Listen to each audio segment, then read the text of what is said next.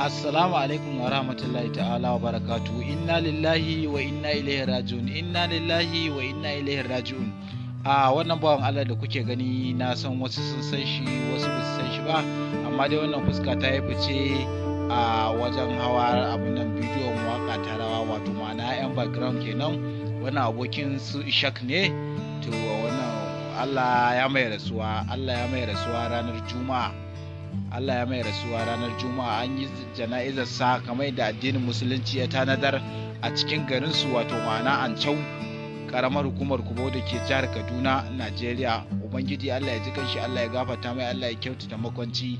Inna lillahi wa inna ilaihi raji'un. Inna lillahi wa inna ilaihi raji'un. Allah ya mai rahama, Allah ya ji kanshi, Allah ya gafarta mai. Inna lillahi wa inna ilaihi raji'un. Inna lillahi wa inna ilaihi raji'un. Yau ne farkon zuwan ka wannan channel, kar ka manta ka danna mana subscribing domin samun